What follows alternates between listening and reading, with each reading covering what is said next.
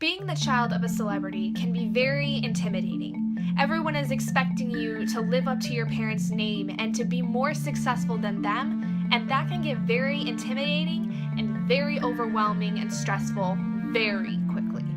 In the 8th installment of the Harry Potter series, Harry Potter and the Cursed Child Parts 1 and 2, this story centers around the middle child of Harry Potter and Ginny Weasley, Albus Severus. Now, as many people know, this book is actually written in a script form. This is the actual script from the stage play production that is being put up in London. So this is a very different read for many people. Many people are not used to reading scripts because they're not theater people. Whereas like myself, I am familiar with how to read a script and what exactly is going on in a script. So this was a very easy read for me.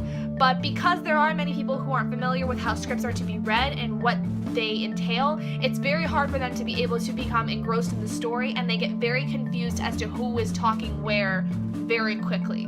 My personal opinion of this novel is it is just completely amazing.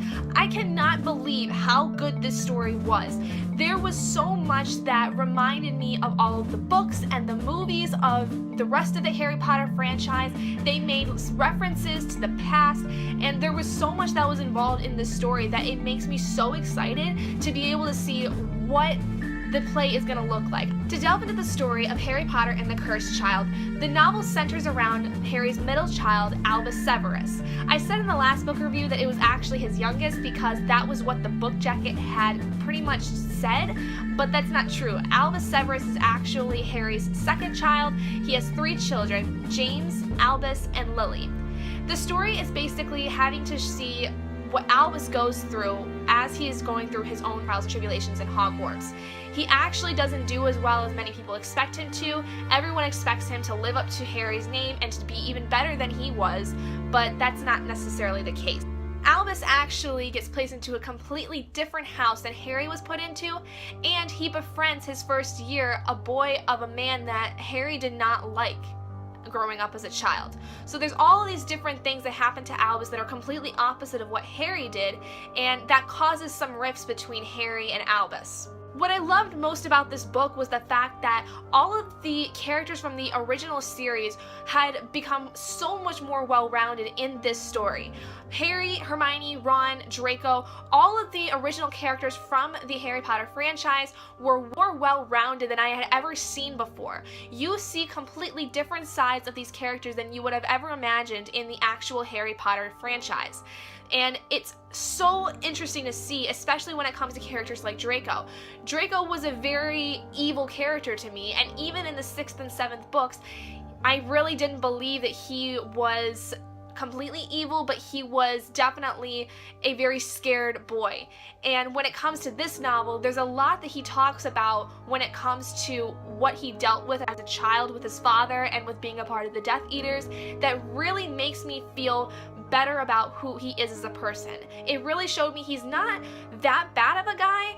Most of this book review would basically be me gushing about this story because I honestly found nothing wrong with it. It's a very different writing style than what other people are used to, so that could be a critique for a lot of people, but honestly, as a theater person, this was just absolutely beautiful to me. I cannot wait until we will be able to see this in action because many of the special effects that are in this story, I'm very interested to see how people will pull those off. There's a lot of flying, there's a lot of spells being cast, so it's going to be interesting to see how people actually pull that off. So that's going to do it for this book review of Harry Potter and the Cursed Child Parts 1 and 2. I cannot believe how far that this franchise has come, and the fact that J.K. Rowling paired up with Jack Thorne and John Tiffany. I can't believe that she was able to pair up with these 2 people and actually create another story that would easily wrap up the whole franchise into a nice little package with a bow. It honestly was a great wrap up to the series if you thought that The Deathly Hallows wasn't quite the ending you were looking for.